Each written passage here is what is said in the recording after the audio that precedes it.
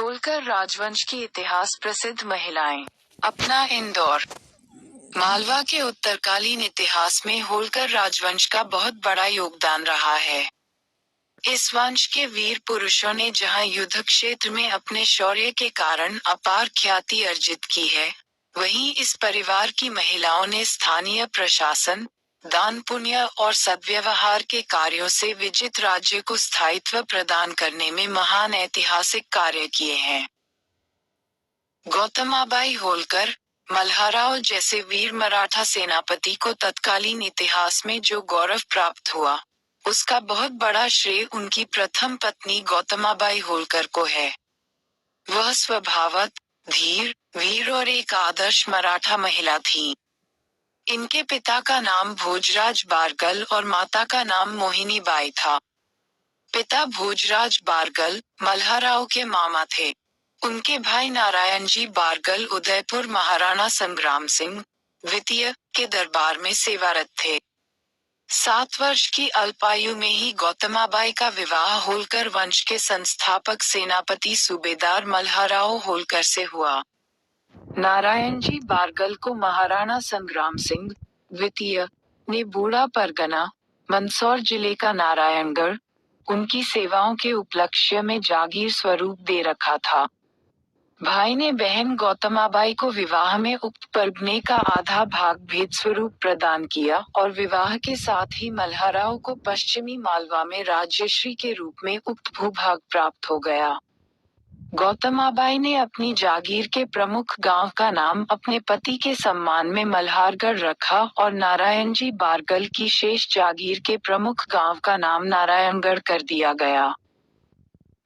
गौतमाबाई होलकर मल्हाराव को अमर सेनापति बनाने वाली, प्रशासन में दक्ष, अनुशासन में कठोर किंतु स्वभाव से दयालु महिला थी। संकट की प्रत्येक घड़ी में वे वीर तथा धीर मराठा महिला के रूप में मल्हाराव के साथ रहीं और उन्हें ढांढस बंधाया।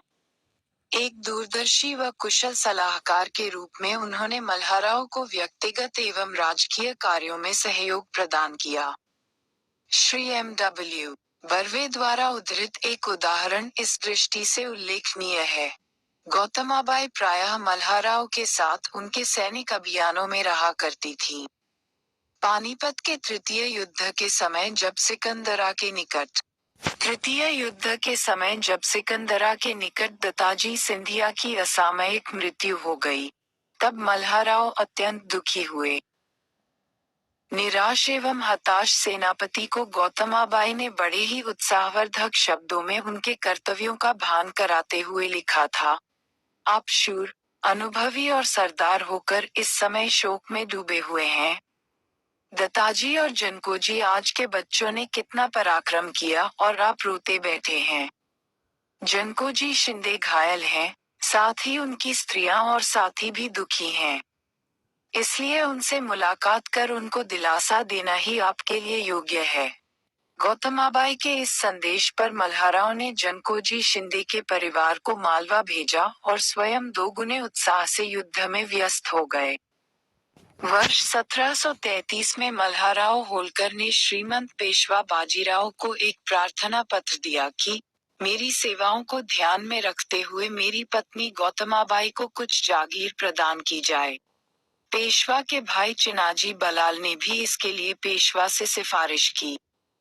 तदनुसार छत्रपति शाहू की आज्ञा से पेशवा ने 20 जनवरी 1734 को मल्हाराव को एक पत्र लिखकर गौतमाबाई के लिए खास की जागीर प्रदान कर दी।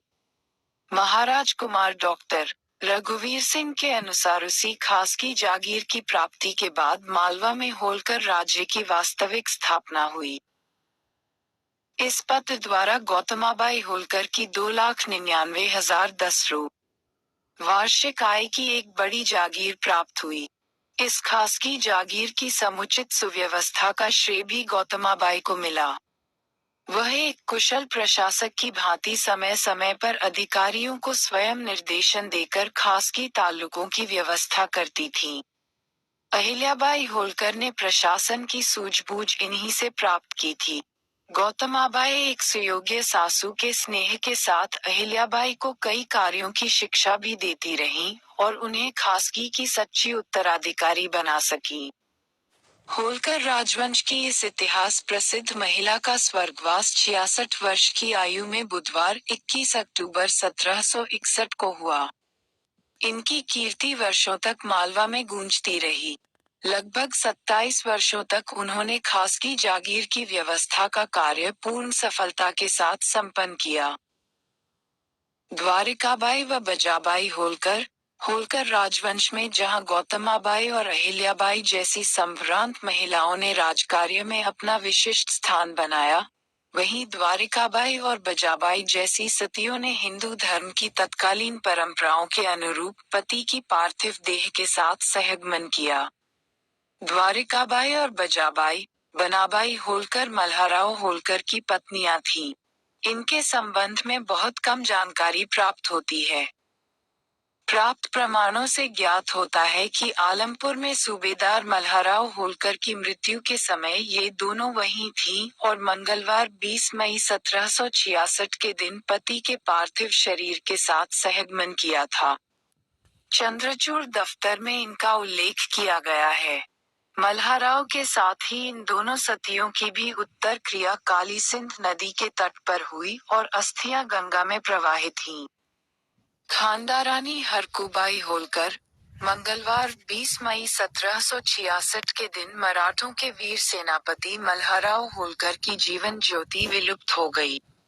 मृत्यु स्थल पर ही आलमपुर में उनका दाह संस्कार संपन्न हुआ। उनकी दो पत्नियां द्वारिकाबाई और बजाबाई पति के पार्थिव शरीर के साथ सती हो गईं। मल्हाराव की प्रथम पत्नी गौतमाबाई का पहले ही बुधवार 21 अक्टूबर 1761 को देहांत हो चुका था। चतुर्थ पत्नी हरकुबाई थीं, जिन्हें खानदारानी भी कहा जाता था। उनके संबंध में बहुत कम प्रामाणिक जानकारी प्राप्त होती है। होलकरशाही के आरंभिक पत्र व्यवहार में यद्यपि हरकुबाई का नाम कई बार आता है, परंतु उससे उनके जीवन वृत्त पर पर्याप्त प्रकाश नहीं पड़ता। श्री भा. रम. कुलकर्णी ने शिरपुर गांव के पाटिलकी से संबंधित पत्र व्यवहार के आधार पर हरकुबाई के संबंध में कुछ जानकारी एकत्र की है, परंतु वह भी पर्याप्त नहीं है।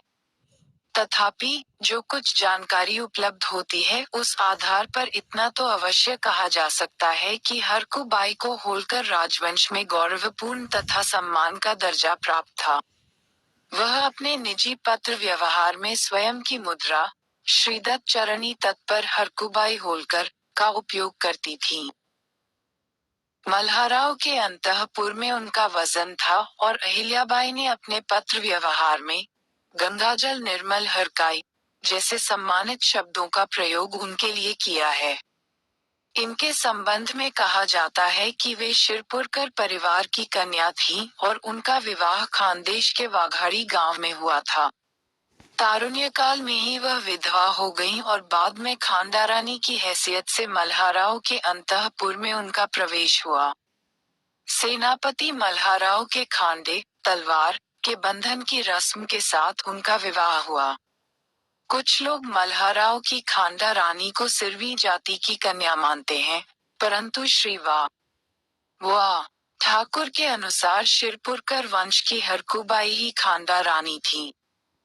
खानदेश में सिरपुर बुजुर्ग गांव की पाटिलकी के संबंध में एक बार विवाद उत्पन्न हुआ था और तुकोजीराव प्रथम के पुराने पत्र व्यवहार में मल्हाराव होलकर के कई ऋणानुबंधों में भी हरकुबाई का नाम प्राप्त होता है। उससे भी यह तथ्य स्पष्ट हो जाता है कि मल्हाराव के जीवन काल में हरकुबाई का अपना निजी महत्व था। तथापि होलकर राजवंश की ऐतिहासिक महत्व की महिलाओं में अपनी स्वयं की प्रतिभा और सूझबूझ के परिणामस्वरूप जो स्थान हरकुबाई ने बनाया था, वह पर्याप्त महत्व का था। कथानकों से ज्ञात होता है कि हरकुबाई धार्मिक दृष्टि से मानभाव पंथ की मानने वाली धार्मिक महिला थी और उन्होंने इस पंथ के कई मंदिरों की व्यवस्था हेतु धनराशि दी थी। ऐसी ही कथा यशवंतराव प्रथम की उपपत्नी तुलसाबाई के संबंध में भी प्रचलित है। संभव है इसी कारण से इंदौर नगर में भी मानभाव पंथ को प्रश्रय मिला हो, क्योंकि राजवाड़े के समीप ही इस पंथ का एक मंदिर आज भी अवस्थित है। हरकुबाई की सील से पता चलता है कि वे श्री दत्त में अपार होलकर राजवंश की महिलाएं खंड्यू जी की पत्नी गंगाबाई, पुत्र मल्हाराव, वगाजी, मानाजी, कन्या मुक्ताबाई। मल्हाराव प्रथम की पत्नियां गौतमाबाई, पुत्र खंडराव, कन्या उदाबाई, हरकुबाई, बजाबाई, द्वारकाबाई। खंडराव की पत्नियां अहिल्याबाई, पुत्र मालेराव, कन्या मुक्ताबाई, पाराबाई, कुंवर भारमल दादा, पिरताबाई, सुरताबाई। मालेराव की पत्नियां मैनाबाई, पार्वतीबाई, तुकोजीराव प्रथम, रखमाबाई, मोठी, पुत्र काशीराव, रखमाबाई, धाकटी, पुत्र मल्हाराव, राधाबाई, कृष्णाबाई, विठलराव व यशवंतराव। काशीराव की पत्नियां आनंदीबाई, अन्नपूर्णाबाई, अंतबाई, लक्ष्मीबाई।